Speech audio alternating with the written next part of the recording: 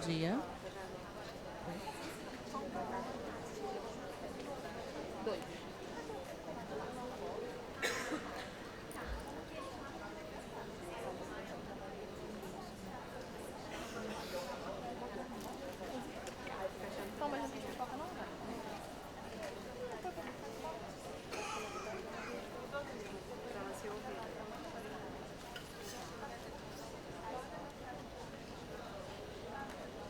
Bom dia. Vamos lá, bom dia a todas as pessoas presentes aqui. Vamos iniciar agora o nosso painel sobre gerações, seus valores e seus impactos no negócio. Meu nome é Fernanda Santoro, eu sou diretora aqui da BRH. Eu sou uma mulher negra de pele clara. Estou com os cabelos cacheados acima do ombro. Estou com uma blusa marrom e usando óculos. A discussão sobre etarismo e diversidade geracional já existe há algumas décadas, mas há pouco foco sobre o tema. Como diz uma das painelistas, o pilar gerações ainda é um bebê comparado aos demais da diversidade. Este painel visa dar luz à relevância do tema, tanto para pessoas quanto para o seu impacto no negócio. Com o olhar de painelistas 50 mais e 30 menos, discutiremos sobre os valores que movem cada uma das gerações. Ativismo para a juventude, propósito, significado para 50 mais? Trazendo suas vivências e cases, as panelistas mostrarão de forma prática como a singularidade das gerações e seus interesses moldam o mercado e necessariamente os modelos de negócio. Quais aspectos as empresas precisam se atentar para atrair, contratar, gerenciar e vender serviços ou produtos para cada um dos públicos ou para todos os públicos? Quero chamar ao palco Carolina Baciel. Carolina é bióloga e gestora ambiental pela Universidade do Estado do Rio de Janeiro, com MBA em Negócios de Impacto. Reverbera que podemos adiar o fim do mundo através de soluções baseadas na natureza e é curiosa por pensar um futuro regenerativo através da lente da sustentabilidade e ancestralidade. Através da sua experiência em ESG, gestão de projetos socioambientais e diversidade, propõe uma linguagem tradutora, ativista e transversal para decolonizar saberes e espaços, principalmente no universo corporativo, desenvolvendo conscientização ambiental e engajamento dos colaboradores.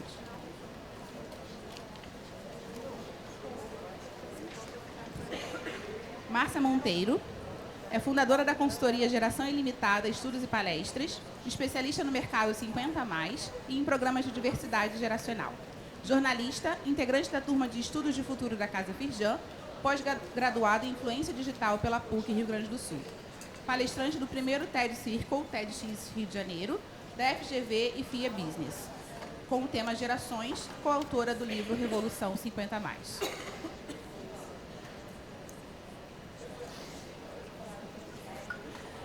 Para mediar o painel, Laís Amirabile, mulher negra carioca, graduada em Pedagogia e Assessoria Executiva, pós-graduada em Gestão de Recursos Humanos e cursando MBA em ESG. Certificação Scrum Master, Kanban System Design, Filosofia Ubuntu, porque nós somos. Sejam bem-vindas e bom painel aqui.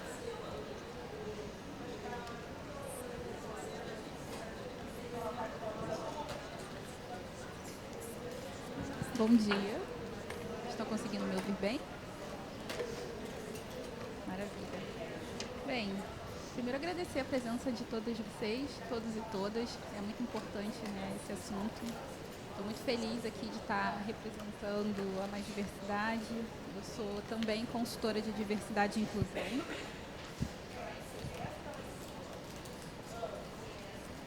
Não estou ouvindo. Eu sou uma mulher negra. Não está conseguindo me ouvir? Não está saindo? Eu estou me ouvindo? Eu sou uma mulher negra, estou usando tranças até mais ou menos a altura do ombro. Estou toda de azul, um azul escuro, com fone de ouvido. Bem, também eu acho que é sempre bom quando a gente se apresenta, a gente falar um pouquinho não só sobre nossa profissão, mas como a gente é, né? Como a Fernanda falou, eu trago dentro do meu coração a filosofia Ubuntu, né? Porque sou, porque somos. E o tema geracional, ele é um tema inevitavelmente transversal e universal, porque todos nós, todos e todas, estaremos em alguma faixa etária, em alguma geração, né, em algum momento da nossa vida. Então, esse assunto, ele é um assunto que conecta, esse é um assunto que ele é extremamente importante, porque ele estará presente durante toda a nossa jornada. Eu gostaria muito de convidar todas as pessoas que estão nos assistindo a conhecer também o Fórum de Gerações e Futuro do Trabalho, né, que é um fórum que fala também sobre isso, que é o Fórum que a Mais Diversidade faz a gestão, né, dentro do Instituto Mais Diversidade, que é um encontro das empresas exatamente para falar sobre esse assunto. Então, gostaria de convidar todas as pessoas para estar conosco nesse debate, nesse fórum, que ele é muito importante também. E aí, trazendo aqui, né, as nossas queridas convidadas, muito obrigada por estar comigo aqui nesse painel, duas mulheres lindas, poderosas, inteligentes. E eu queria começar com a Márcia, né? Infelizmente a Tânia estaria aqui com a gente, mas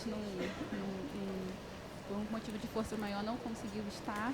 Mas eu gostaria de chamar a Márcia para falar sobre o nosso primeiro tópico, né? Que é sobre o cenário atual, né? É verdade. Gente, desculpa. Vamos começar com a apresentação das meninas, né? Márcia, você poderia se apresentar? Oi, gente, bom dia, todo mundo ouvindo bem?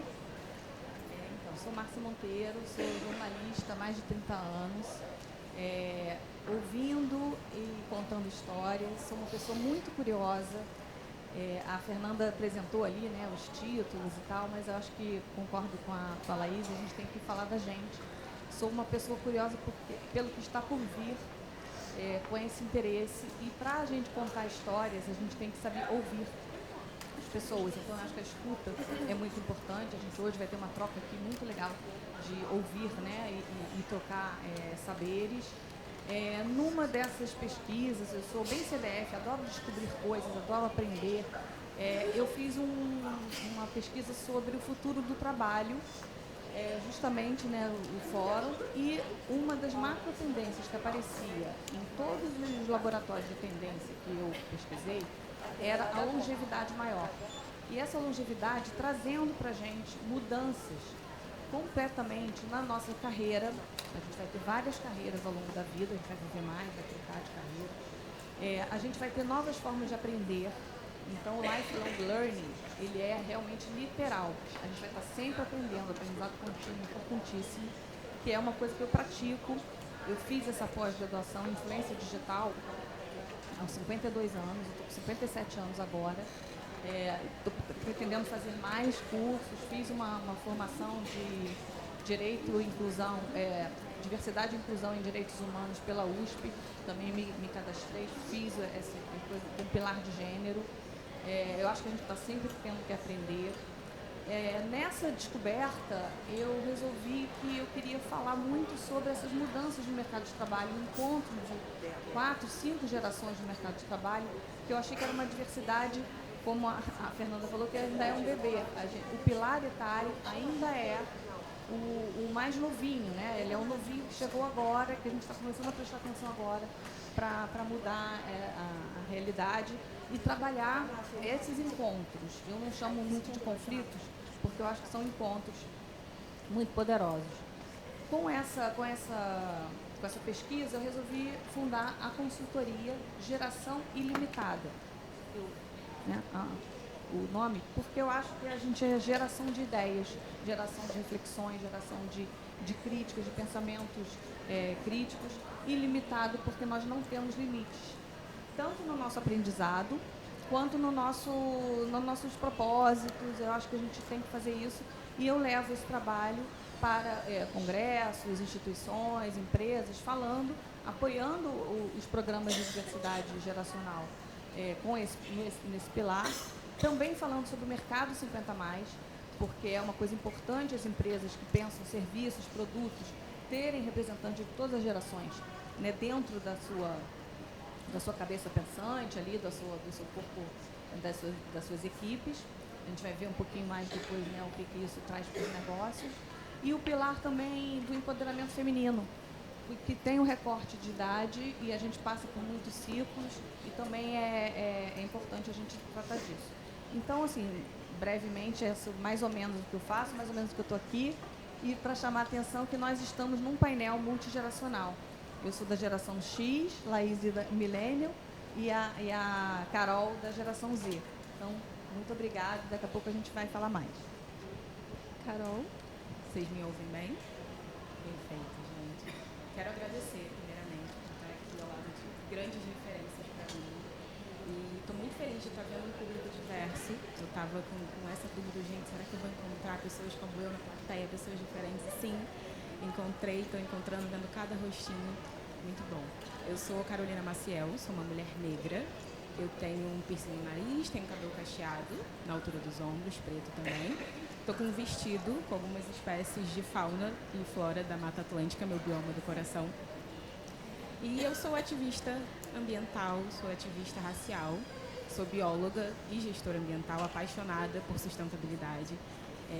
Eu sempre digo que na época da faculdade eu comecei com o laboratório, assim como a maioria dos meus colegas começaram no laboratório, mas eu era muito estabanada. Então eu derrubava tudo no laboratório, não gostava de observar a sustentabilidade pelo micro e fui partir para o macro. Queria entender a sustentabilidade pela lente das relações interpessoais, do que a gente fala um com o outro, o que é ser sustentável para cada um dentro dos seus recortes, né? É diferente para mim como mulher negra a sustentabilidade do que para uma pessoa branca. Então, eu comecei a enxergar a sustentabilidade de outra forma quando eu olhei para o macro, para as pessoas. Porque tudo começa e termina com pessoas. Quando a gente fala de sustentabilidade, por exemplo, a gente está trazendo mudança de comportamento, a gente está trazendo o ESG, então a gente tem que falar de gente. Eu até brinco dizendo que a sigla ESG significa é sobre gente, porque para mim é isso. E tudo que eu faço hoje em dia depende dessa minha conexão com as pessoas. Tudo depende disso. Atualmente, eu trabalho com engajamento em sustentabilidade com públicos diversos, trabalho com moda responsável e pesquisa e inovação. E eu gosto muito de trazer ancestralidade para esse ponto também, como mulher negra. Eu sempre gosto de lembrar de quem veio antes de mim, porque eu só estou aqui hoje porque muitas pavimentaram um caminho para que eu tivesse, né? E eu encontrei dentro do mundo corporativo um solo fértil para a gente debater esse tema geracional, para a gente conversar sobre as diversidades, todas as diversidades que existem. E no mundo corporativo tem sido um desafio, mas um desafio muito legal, porque a gente se coloca nesse lugar de compartilhar de uma responsabilidade, já que a gente só tem uma casa em comum, que é o planeta Terra. Então, eu trouxe essa responsabilidade de debater a sustentabilidade, debater as diversidades, e desde então eu consigo misturar todos os conhecimentos que eu aprendi dentro e fora da academia, que são muito importantes. Então, eu uno o conhecimento que eu resgatei no Quilombo de Ouatu, que é o Quilombo Dona Belina, aqui na Zona Oeste do Rio de Janeiro, em Campo Grande. Na faculdade também, na periferia onde eu moro, aqui em Campo Grande, Zona Oeste do Rio de Janeiro.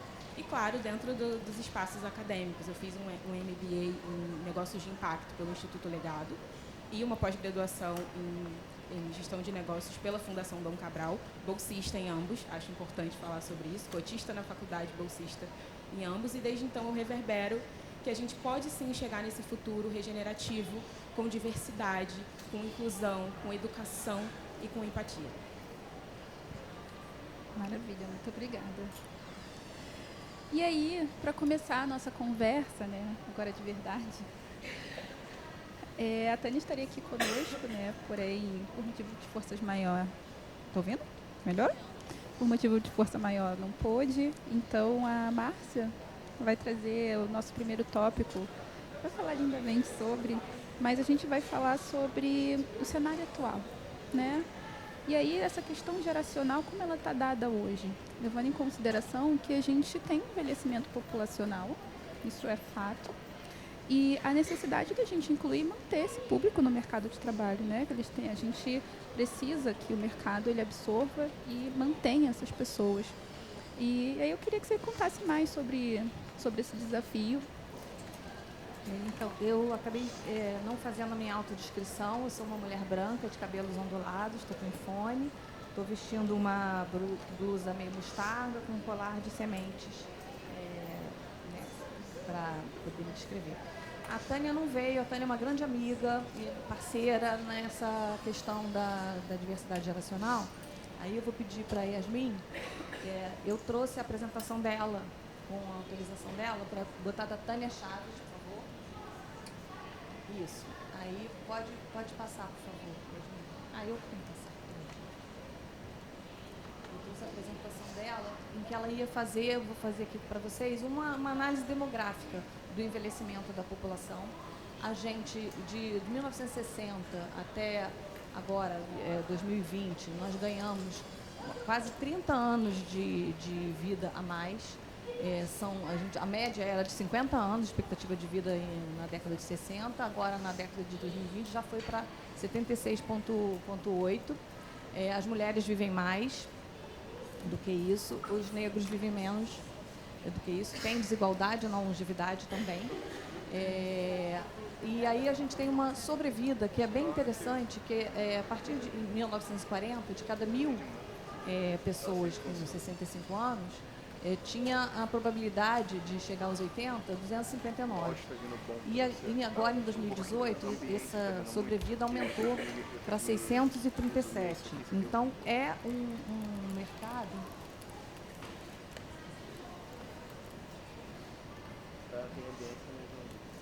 Não, gente, ela veio falar que eu posso olhar para lá, mas eu sou míope. Eu estou sem óculos. A nossa base da pirâmide mudou muito, né? A gente era, sim, com uma base muito jovem, e a gente está virando um jarro, formato de jarro. Vocês podem ver que a população ali entre 25 e 49 anos vai ser a nossa já grande maioria da população. E a longevidade, a gente está ganhando cada vez mais anos e vai ter uma população mundial muito grande acima disso. A Tânia não trouxe aí um dado muito interessante que a gente vai falar aqui do mercado das gerações no mercado de trabalho. Né? São atualmente 4, às vezes 5, dependendo do setor, com a geração tradicionalista acima de 75 anos, também trabalhando ainda ativa. A gente se encontra com os baby boomers, né, que estão ali entre os 60 e poucos e os 70 e tal. A geração X, que é de 40 e pouquinhos até os 60. A geração Millennial Y, né, que está ali na faixa dos 25 até os 40. A geração Z, que está no mercado, que tem mais ou menos ali na faixa de 18. Eu estou chamando a geração que está no mercado, tá, de trabalho, ou até 16 anos, dependendo de jovem aprendiz, que está nesse mercado de trabalho. E uma coisa interessante é que as projeções para 2040, 57% da população, do mercado ativo, de pessoas ativas, vai ter mais de 45 anos. Então, assim, 2040, está longe? Não, está logo ali. Então, as empresas têm que se preparar para esse mercado consumidor e para esse mercado de trabalho. A gente falou ali dos entrantes no mercado de trabalho, a gente tem que trabalhar com os ficantes, as pessoas que vão ficar mais tempo nas empresas para trabalhar. Aí fala do crescimento mundial da força de trabalho, né? Aí ela trouxe esse dado ali de 2040, que eu acabei de falar, 57% da força de trabalho. E em 2000, aí tem um dado mundial que vão ser 2 bilhões de pessoas no planeta. Fora que esse é um mercado um mercado de economia prateada, né, muito potente hoje em dia. Nós já somos acima de 50 anos, 25% da população, que movimenta quase 2 trilhões de reais por ano em produção, em renda, em trabalho, em geração em consumo de produtos. A Tânia trouxe vou ficar em pé ali para poder acompanhar. A Tânia trouxe um dado muito interessante de uma pesquisa da vagas.com. Foi perguntado para as pessoas, naqueles cargos ali de presidentes, vice-presidentes, diretores, se elas em alguma etapa do processo de trabalho tiveram dúvidas em relação à habilidade de compreensão de uma pessoa com idade avançada. Essa idade avançada aí, eu não sei se foi dito 50 ou 60 mais, e 24% dos donos presidentes disseram que sim, 35% dos diretores disseram que sim, 22% dos gerentes sim e 22% dos coordenadores. O dado interessante, se a gente olha ali as idades das pessoas que responderam, elas estão na mesma faixa etária das pessoas que elas duvidaram da capacidade e tal. Então, são crenças limitantes, os estereótipos que a gente vai reproduzindo e a gente não percebe quando está fazendo um processo de seleção ou de integração, que nós mesmos estamos limitando, fazendo coisas baseadas em estereótipos já completamente ultrapassados e equivocados.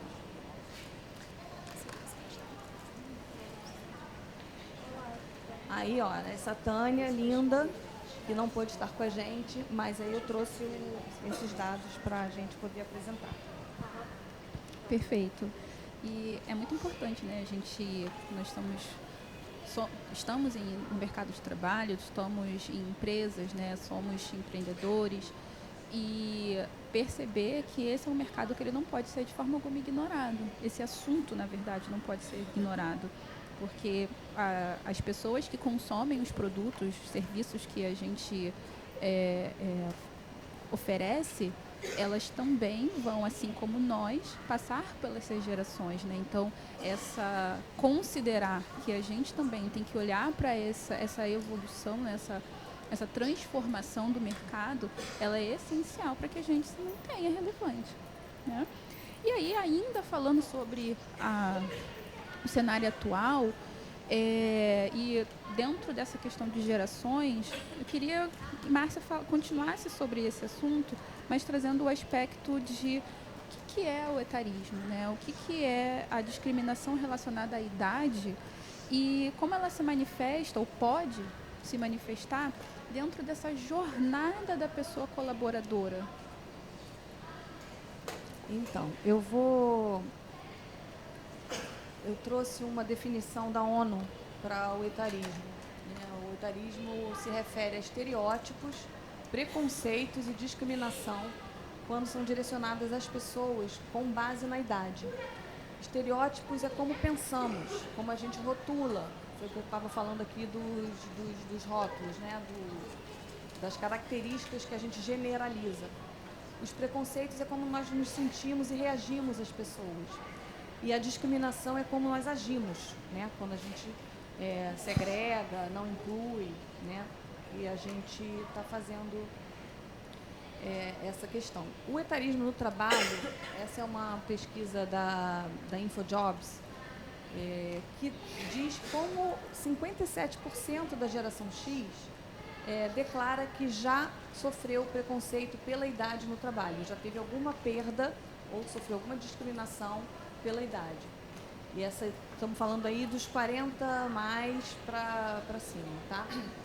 70% declarou que encontrou algum tipo de preconceito no processo de seleção pela idade. Agora, tem dois dados muito curiosos dessa pesquisa, que 66% da geração X diz que os jovens duvidam do profissionalismo, da capacidade profissional deles. E, ao mesmo tempo, 73% dos jovens da geração Millennial e Z diz que sente subestimado por serem mais jovens. Também se sentem com a capacidade profissional questionada. E aí, gente, olha só, 98% das 3 gerações que estão aqui consideram que é, sim, importante e que tem a aprender algo com a geração diferente da sua. Então, como é importante a gente fazer essa união, né? Para poder... Os dois se queixam, as duas pontas se queixam, e o etarismo é baseado na idade para as duas pontas, tanto para os jovens quanto para os mais velhos. Todo preconceito é baseado em conceito, é o rótulo, né? Então, a gente associa muito, fala, rotula as pessoas mais maduras de resistentes à tecnologia, não abertos ao novo, apegados a padrões, ou frágeis, ou lentos. E a gente também rotula, carimba lá na testa do mais jovem, que são ansiosos, são apressados, estão sem paciência, são irresponsáveis ou inexperientes. Estou trazendo aqui rótulos estereótipos, tá? O que a gente tem que fazer é quebrar esses mitos e esses julgamentos e ver que as outras capacidades ou outros rótulos também muito bacanas, que é a experiência, a resiliência, a paciência, a inteligência emocional, que traz, o amadurecimento traz, porque as pessoas viveram mais tempo. Então, elas já levaram pancada, caíram, levantaram, aprenderam. E os jovens, como eles são abertos ao novo, como são multifuncionais, como têm o domínio tecnológico, como têm adaptação rápida, como essa junção pode dar um caldo maravilhoso. Eu trouxe uma notícia aqui do fim de 2020, com o preconceito etário sendo reclamado pelas duas pontas, tanto os jovens até 18 anos estavam desempregados, quanto os acima de 50 também. Então, como o preconceito pode prejudicar todo mundo. E aí a Laís perguntou, né, quando que o etarismo, o idadismo pode aparecer na jornada de trabalho da gente? Infelizmente, a resposta é em todos os processos, em todas as etapas pode aparecer o idadismo. Trouxe alguns exemplos para vocês.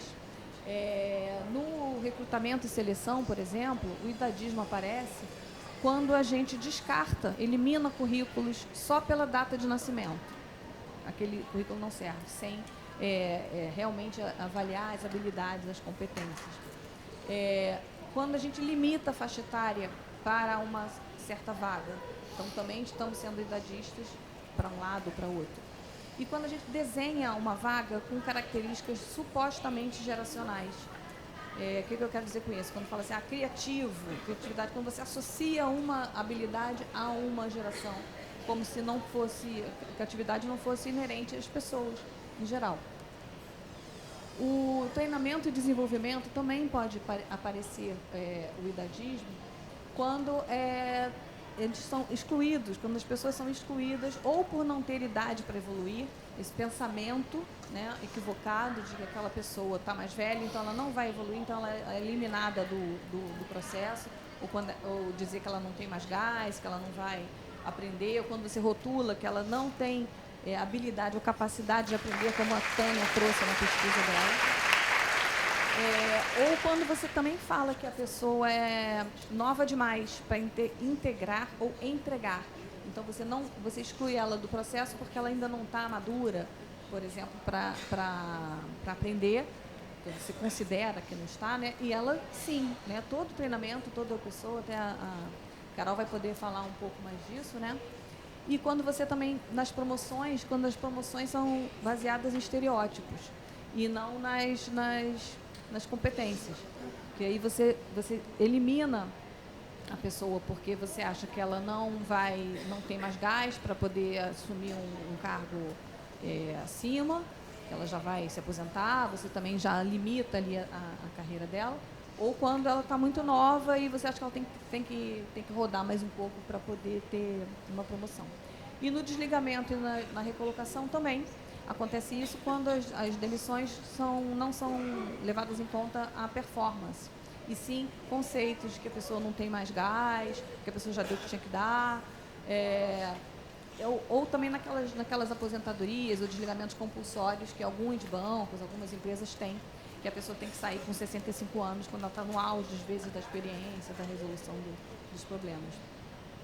E só para vocês terem uma ideia de recolocação, o tempo de recolocação médio de um profissional desligado é de 35 semanas. Só que o profissional acima de 50, ele costuma levar 50 semanas. Ele tem mais dificuldade de se recolocar no mercado. E aqui, para a gente fechar essa partezinha, eu trouxe aqui uma questão de réguas etárias. O que é ser velho, um profissional velho para o mercado, para as empresas? Essa do lado de cá é uma pesquisa que eu fiz no LinkedIn, que teve quase 40 mil respondentes. E ali a faixa que as pessoas consideraram, que as empresas acham que o profissional está mais velho ou mais velho, 34% achou que é entre 40 e 49 e 31% entre 50 e 56. Mas vocês veem que curioso que os mesmos 18% acharam que a partir dos 36 as pessoas já consideram, as empresas já consideram um profissional velho, ou a partir dos 60, você vê o mesmo percentual. Ali do lado eu trouxe uma pesquisa da Fundação Getúlio Vargas de 2018. Ela é bem recente, em que a faixa de 30 e poucos nem aparecia como profissional mais velho. Começa ali nos 45. E né, assim, o grupo que ganhou esse perfil foi acima de 60. Você vê como o mundo muda, como em 5, né, anos a gente já evoluiu e esse percentual ali está bem diferente. São pontos que a gente precisa refletir, né? São pontos importantes.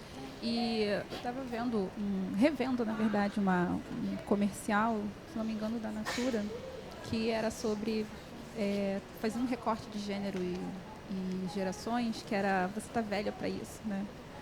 Então, é muito importante a gente repensar o que é isso, né? O que significa essa frase. Né? Eu, por exemplo, eu mudei de carreira, eu trabalhava num banco, saí do banco e falei, o que eu vou fazer? Decidi fazer outra faculdade, fiz assessoria executiva, entrei para uma multinacional e mudei completamente. Isso eu tinha quase 30 anos.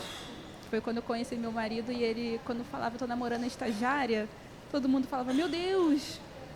Não, era um estereótipo que a gente já traz de dependendo de onde você esteja na organização, você tem uma certa idade, né? Ou está muito cedo ou muito tarde para tomar uma decisão que vai ser extremamente importante na nossa vida e às vezes perpetuar. Você está num lugar que não está feliz porque não tem mais idade para mudar.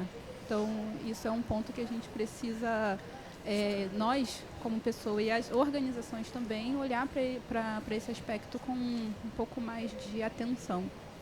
E aí, trazendo aqui com Carol, deixa eu falar um pouco de Sankofa. Sankofa é uma adinkra, né, que ele fala volte e pegue.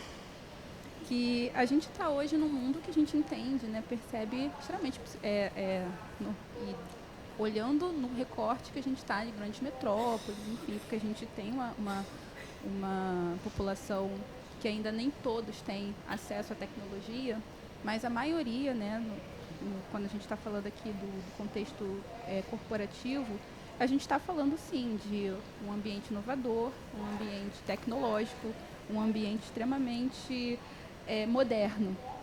E aí, olhando para essa questão geracional, na sua opinião, como que a gente pode aliar essa modernidade para essa questão de ancestralidade? A gente entender os saberes que vieram antes de nós, a gente praticar um pouquinho do Sankofa. Bom, a gente acaba inconscientemente atrelando a criatividade, a inovação a uma tecnologia X de algum país do norte global, de alguma empresa imensa, ou então ao conhecimento que está dentro da academia, e não é só isso. A gente tem muito a aprender com quem veio antes de nós. Isso não estou falando nem no ambiente de trabalho, estou falando família mesmo. Assim. A minha avó, por exemplo, na periferia onde eu moro, ela é uma pessoa super estratégica. Ela é a cara da adaptabilidade, da força, da persistência. E ela não aprendeu isso na academia, ela fazia por sobrevivência. Mas era estratégia. E eu aprendi muito com isso também. Então, é importante a gente parar para pensar quem a gente é e de onde a gente veio. E essas pessoas, o que elas ensinaram para a gente, né? É importante sublinhar que quando eu falo sobre ancestralidade aqui, eu estou falando basicamente de 3 dimensões. Estou falando de autoconhecimento, é a primeira dimensão. Eu não sei se todo mundo aqui já viu alguém tricotando ou fazendo crochê, a minha avó faz. E antes de a gente criar uma peça que vai embelezar, vai vestir, vai aquecer alguém, a gente tem uma agulha e uma linha. E de ponto em ponto a gente faz essa peça. E na vida é a mesma coisa. Cada um de nós está num ponto. E a gente só está nesse ponto agora porque alguém lá atrás foi tricotando essa mesma peça. Então, é muito importante a gente perceber quem a gente é, qual é esse ponto que a gente está e quem veio antes, quais os pontos em que eles estiveram, né, para a gente estar aqui hoje. Ancestralidade também é autoconhecimento. A segunda dimensão é a coletividade. Ancestralidade é coletiva, não tem para onde ir. É muito bom você pensar que você não está sozinho, que isso aqui não é o que a gente faz não é um trabalho solitário. Nós não somos os únicos. Eu gosto muito de uma frase que diz assim: nós plantaremos árvores em que não sentaremos nas suas sombras, mas hoje a gente está sentado em sombras de árvores que nós não plantamos. Então, quem plantou essas árvores lá atrás? Que sombras são essas que a gente aproveita? O que a gente vai deixar para o futuro? Muito bom perceber que a gente não está sozinho nisso, né? Eu, como uma mulher negra, uma jovem liderança negra, muitas vezes fui a única em muitos espaços, mas eu não fui a primeira. E eu sei que eu não sou a última. Então, isso me dá uma força para continuar nessa coletividade, nesse poder da coletividade. E eu consigo alinhar isso à modernidade fazendo o que eu estou fazendo aqui agora com vocês, sabe? Eu sou uma contadora de histórias, adoro contar história em qualquer lugar onde eu vou. E isso é uma ferramenta de diversos povos africanos e indígenas também, que são a minha ancestralidade. E eu consigo continuar a usar essa ferramenta de propagação da cultura em palestras, em podcasts, em rodas de conversa, em treinamento, sabe? É uma forma que eu tenho de alinhar o que eu aprendi com a minha ancestralidade e a modernidade, trazer isso para o futuro. E a terceira dimensão é a vivência. Muitas vezes a gente atrela a ancestralidade à memória, alguém que já foi, algo que já passou. Mas existem pessoas sendo pioneiras, sendo ancestrais, abrindo o espaço para a ancestralidade no agora, né? Na representatividade, na inovação, na cultura, na força da representatividade é o que eu mais vejo, que eu mais cultuo. Na perspectiva afro-brasileira e africana também, por exemplo, numa roda de capoeira, o mais velho nem sempre é a pessoa que tem mais idade naquele local, mas é que tem uma permanência maior naquele espaço, seja por erro, aprendizado, convivência.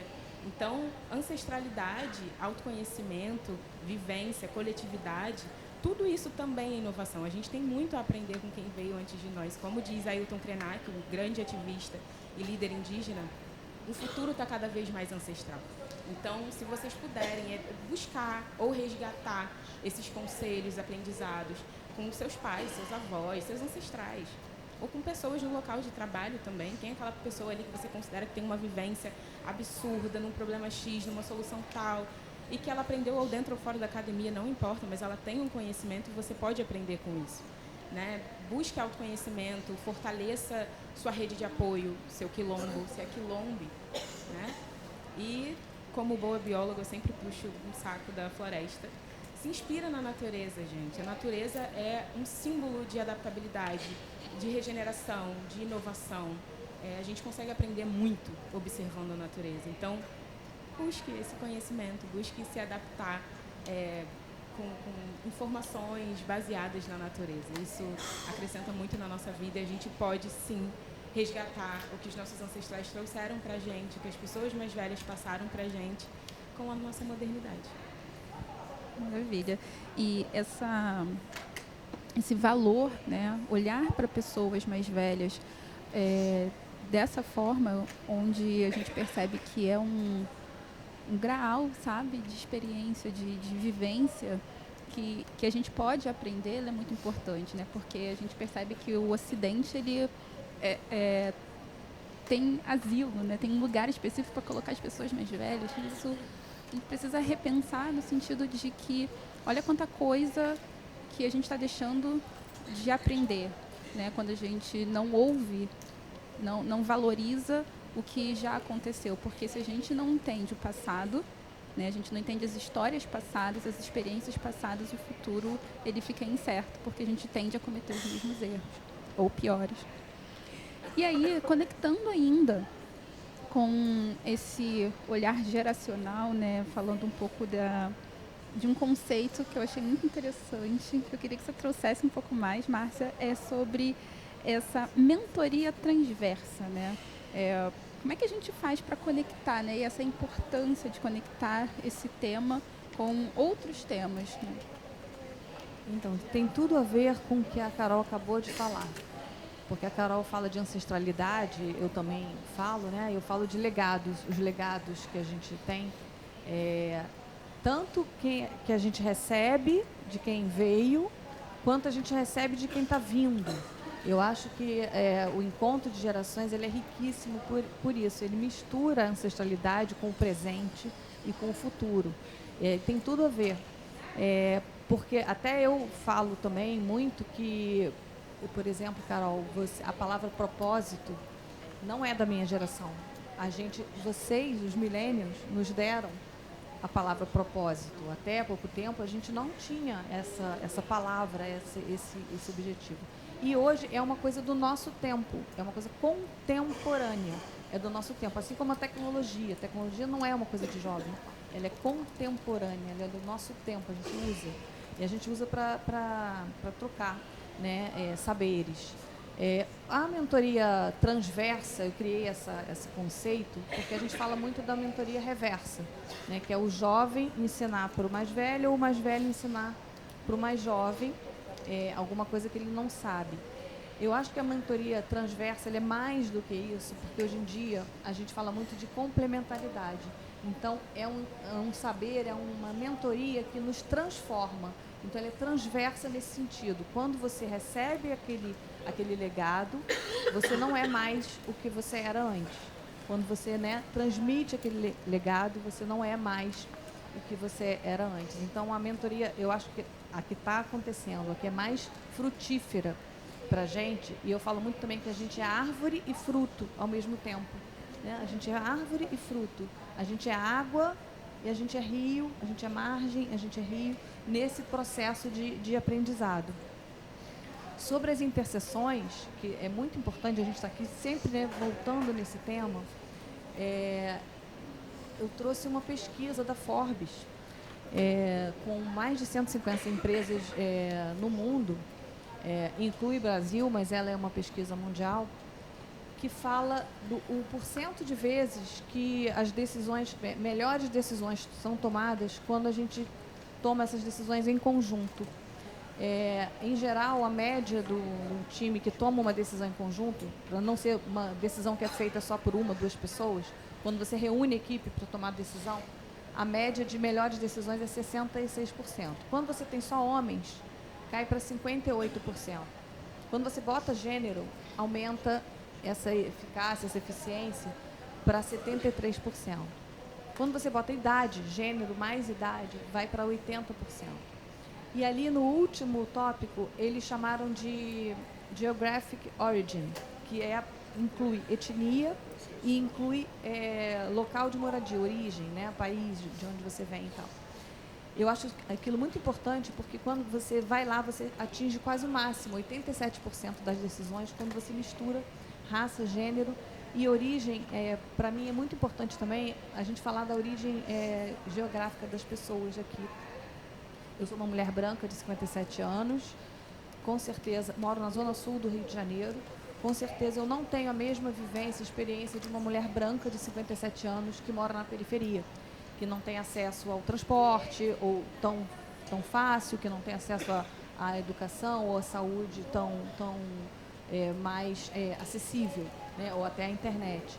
Então, o local de moradia hoje em dia também é um mix muito legal para a gente ver as universidades de formação, aonde foram formadas essas pessoas, a gente não excluir currículos. Eu estou falando assim muito sobre isso porque a gente está aqui no Congresso de RH e eu acho legal a gente também não padronizar que faculdades as pessoas fizeram sem olhar a experiência que elas têm de vida, de vivência. Não necessariamente eu tenho mais vivência do que a Carol ou do que a Laís. Né, dependendo do coisa, muitas vezes a gente fala que mal saiu das fraldas, acabou de viver, não tem experiência de vida. Quem disse? A gente tem que observar isso. Então, as interseções são muito importantes. Aqui eu trouxe uma pesquisa feita pela Mature e Ernst Young, só no Brasil. Tá? E os 4 primeiros tópicos que todo mundo lembrou, as pessoas mais lembraram sobre impactos positivos do envelhecimento da mão de obra e da intergeracionalidade. O primeiro ali, mais lembrado, foi ganhos de conhecimento. Viu, Carol? Tudo a ver com a ancestralidade, com a passagem do saber, com essa melhoria na gestão do conhecimento quando você mistura gerações. Melhoria das relações interpessoais, porque a gente troca visões de mundo, a gente troca como a gente pensa, a gente começa a se compreender, a nossa forma de comunicar. Complementaridade de times, como as habilidades se completam, como isso é importante. E a melhoria no clima, em geral, organizacional. E aí, para fechar, eu trouxe uma frase do Saramago, e que também tem tudo a ver com ancestralidade, que ele diz: o outro é uma complementaridade que nos torna nós maiores, mais inteiros, mais autênticos. E essa é a minha própria vivência. Eu acho que quando a gente se complementa, aquela questão do transverso, né? Você se aumenta, você está maior, você sai mais autêntico, mais inteiro, né? dos processos. Aí aqui ficam meus contatos. Era isso, gente, mas a gente vai continuar aqui a conversa. Perfeito. E sempre trazendo, né, a importância da geração sendo um tema interseccional. E aí muitas empresas hoje estão fazendo grupos de afinidade, né? E algumas trabalham com o tema geracional e outras não. O ponto é que quando a gente está falando de gerações, esse tema ele deve ser interseccional. Então, e aí quem aqui está começando, já está nessa jornada de diversidade e inclusão nas suas organizações e está começando a implementar algum programa, né? É importante a gente manter isso, porque, por exemplo, eu era líder de grupo de afinidade. Eu trabalhei na IBM durante 4 anos e lá eu fazia parte do grupo de afinidade de raça. E um ponto que a gente percebeu um belo dia é que nós éramos 4 pessoas sem filhos. E a gente falou que, caraca, a gente nunca traz esse tema. Então vamos trazer esse tema? Vamos começar a falar sobre como é que a gente traz a questão racial quando a gente está falando de crianças. Como é que a gente introduz. Então, foi um ponto interseccional que a gente, por não ter ninguém que estava ali conosco falando sobre o tema, não trazia. E é um tema extremamente importante. Então, quando a gente está falando de diversidade e inclusão, principalmente quando a gente tem grupos de afinidade, independente de ter um pilar específico, que ele esteja de forma interseccional nas nossas ações. E aí eu queria voltar para aqui com a Carol e pensando, né, pegando esse gancho de liderança e idade, né, e gerações, não vamos dizer conflitos, mas esse encontro, né, essa conversa entre as gerações. Como é que você tem visto nas organizações e como você está trazendo, como é que você está lidando, sendo uma pessoa jovem e líder? É muito boa essa pergunta e a Márcia falou de intersecção e eu vou trazer aqui um recorte que é muito importante. Além de ser uma jovem liderança, eu sou uma mulher negra, uma jovem líder negra.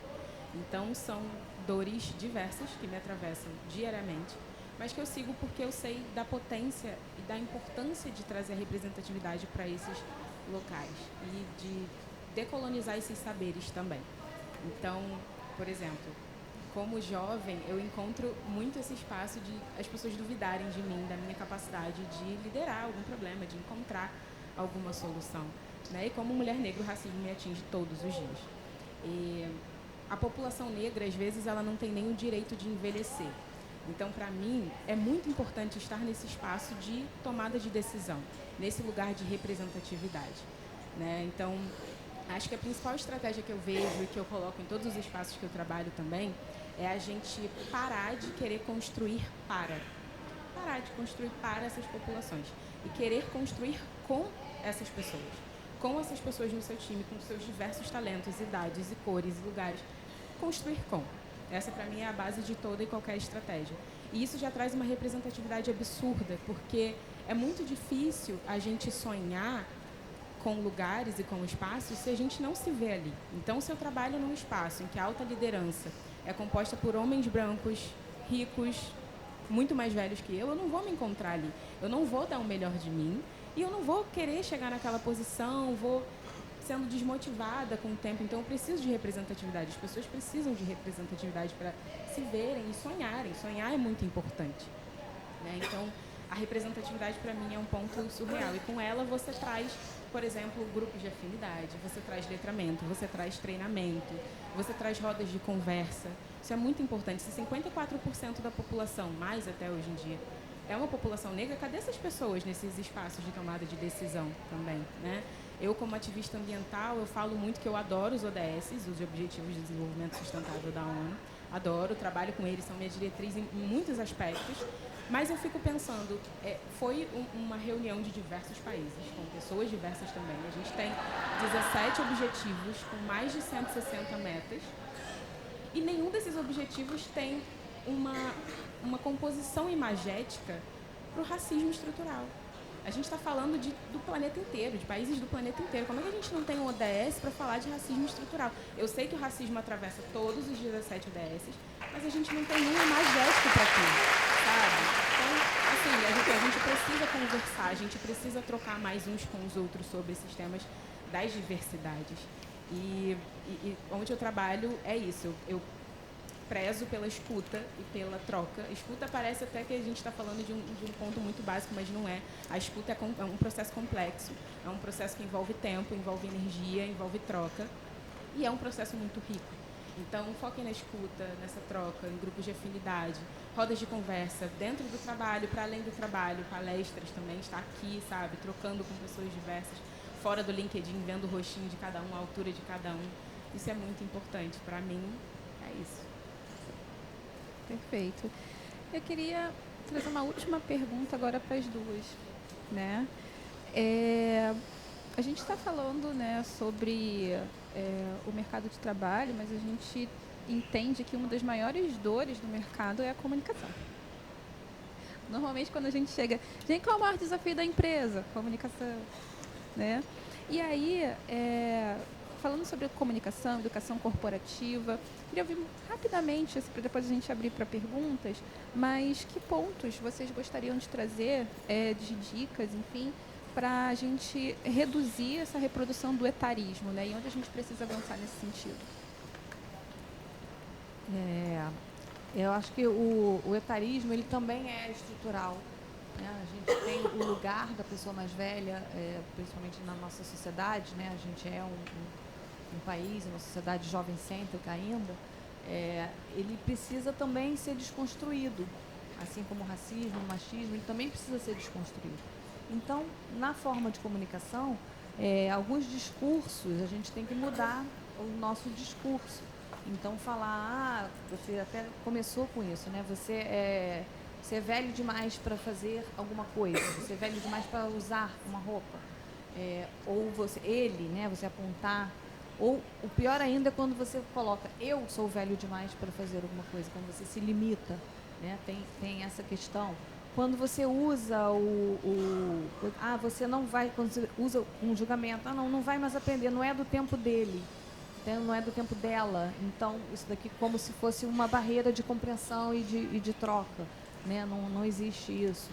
Ou quando você fala que aquela pessoa, por exemplo, ela, não viveu nada e já quer fazer alguma coisa na empresa, já quer fazer. Quem disse que não viveu nada, né? A gente viu aqui. Quando você também fala que mal saiu das fraldas e já está querendo ocupar um espaço. Quando você fala que a outra pessoa, não liga não, e você usa como um xingamento, você vai tá gagá. Ou fala, tá na menopausa.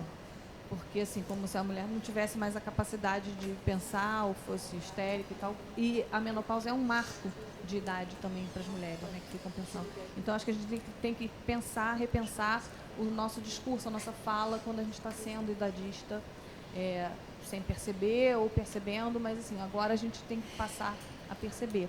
E a outra coisa é a imagem.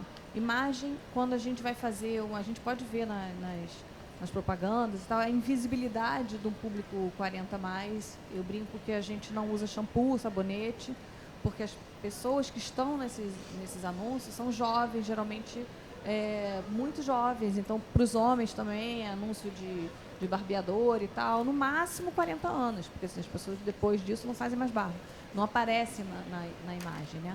Então, a gente tem que ter, ou a imagem representada da pessoa mais velha ser caricaturada, ser folclórica, ou é o velhinho todo assim, né, frágil, ou é a pessoa velha que é surfista, pega skate, pula de paraquedas e tal, e não tem as pessoas normais, comuns, que estão no dia a dia, consumindo, fazendo as coisas, querendo trabalhar, com vontade, com propósitos. Então, acho que tem essa questão da comunicação visual e da linguagem. E aí isso é muito importante, porque como a gente está falando aqui com a RH, a gente vai divulgar vagas, por exemplo, como é que está a imagem, né, daquela propaganda que a gente coloca no LinkedIn, né, para atrair essas pessoas, né? Como é que é a representatividade da empresa? Como é que as pessoas de fora percebem o ambiente organizacional? E, por exemplo, também uma coisa, aquele símbolo, né, dos 60+, com uma bengala, também isso não, né, isso é extremamente estereotipado. Mudou agora. Já mudou, inclusive, por lei, né? O né? trânsito mudou. Sim, então, por gentileza, isso é uma coisa para ser observada. E também um ponto que é o falso elogio, né? Eu tenho 37 anos. E aí, quando você fala, eu tenho 37 anos, eu acho que eu tenho cara de 37 anos e tá tudo bem. E as pessoas, nossa, nem parece. Mas você tá tão bonita. Sabe? Esse mais não deveria existir, sabe? E o que você esperava de uma pessoa de 37 anos? Então, é importante a gente se perceber, às vezes, que é muito nesse lugar comum de, inclusive, pensando em gênero também, em exigir, por exemplo, você já está com 37 anos, você não tem filho? Sabe? A gente começar a pensar nesses recortes. E aí, para fechar aqui...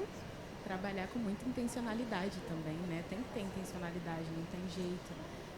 A gente precisa ter a intenção de comunicar dessa forma inclusiva, ativista, que seja didática e acessível, para que as pessoas realmente entendam e participem dessas trocas, né? Não estejam só no lugar de escuta, no lugar de passividade, mas que estejam ali propositivas. E eu acho também que o foco no ASG, né, que hoje em dia está muito na moda, mas é importante a gente falar de ASG aqui. E quando eu trago ASG, eu estou trazendo mais do que a tradução da sigla ISD. Eu estou trazendo também para o contexto brasileiro, para a nossa realidade. A gente tem Brasis dentro desse Brasil, né? Então, por que a gente vai importar métricas de países do norte global para soluções, problemas daqui? Não, a gente pode olhar para o nosso contexto brasileiro. Então, entender a maturidade da sua empresa em cada aspecto do ASG e entender o contexto brasileiro da sua empresa, do seu time, quem são as pessoas do seu time, como vocês podem fazer essa troca, como vocês se relacionam entre si e com o trabalho, né? E eu gosto de falar também que a cultura que nos trouxe aqui, e quando eu falo aqui, eu estou pensando nos preconceitos, nas desigualdades, crise climática, crise ambiental, econômica, social, pandemia. A cultura que nos trouxe aqui não é a mesma que vai tirar a gente daqui. Não é. Então, a gente precisa ter esse olhar sensível e crítico, com diversidade, com empatia e com muita assertividade, mais uma vez, intencionalidade. Só assim a gente transforma esse cenário. Beleza. A gente tem 3 minutos. Alguém gostaria de fazer alguma pergunta?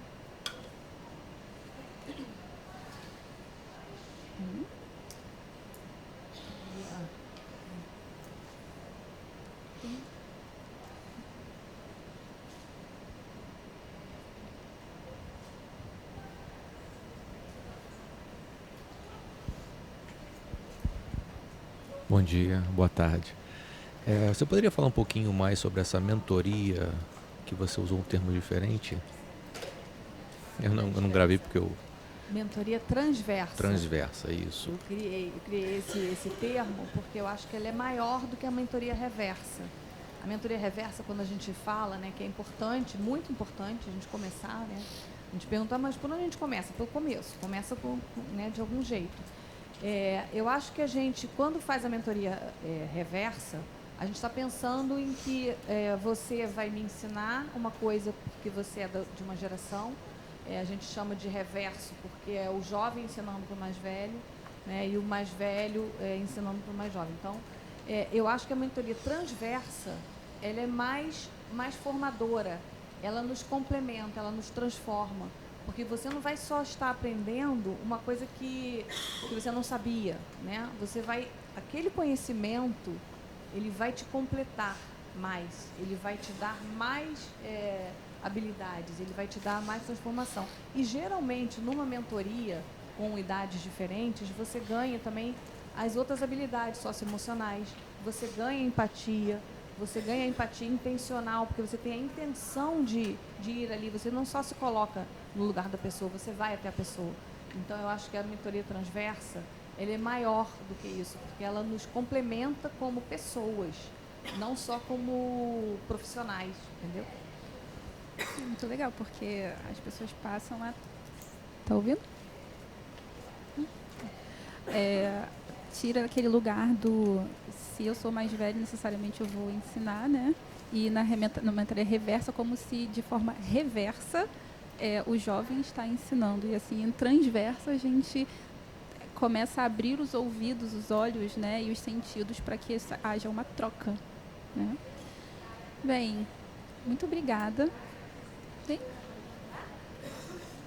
Se for rapidinho, a gente consegue. A minha pergunta vai para Carol? Carol. Em cima de tudo isso que nós estamos falando, Carol, já temos uma geração aí à frente da sua. Como que é para você trazer esses ensinamentos? Porque você é uma jovem, né, aí com um posicionamento muito bacana. Como que você hoje passa esses ensinamentos para a geração que está aí à sua frente? Obrigada pela pergunta. Eu não consegui ouvir direito. Você repete para mim? Perguntou sobre a geração que está vindo agora, né? Como é que você inclui, né, essas pessoas, sendo uma pessoa jovem, mas também tendo pessoas mais jovens ainda chegando no mercado? Com muita responsabilidade, muita paciência também. Eu encontro na geração Z essa sensação de responsabilidade de ser a última geração com a potência para salvar o planeta, né? O que a gente ouve por aí. Eu sou a última geração que pode salvar o planeta da crise climática. Gente, que isso? E aí eu encontro muita ansiedade climática, muita depressão voltada para esses aspectos de o que vai ser do mundo quando eu for para o mercado de trabalho. Então, acho que é muita empatia, muita responsabilidade e acolhimento também. Eu levo sempre para o espaço mais humano, né? E acreditando sempre que a gente consegue se encontrar. As relações humanas, porque em algum momento a gente se perdeu desse sentimento de que a gente faz parte da natureza, que a gente é natureza, a gente é só mais uma espécie. Mas a gente está encontrando aos poucos. Eu sempre acredito na comunicação inclusiva. E no olho, nos sentidos, né? Porque olho no olho também é exclusivo. Então, com todos os sentidos, como a gente pode se comunicar e aprender uns com os outros. Muito obrigada pela presença de todos e todas.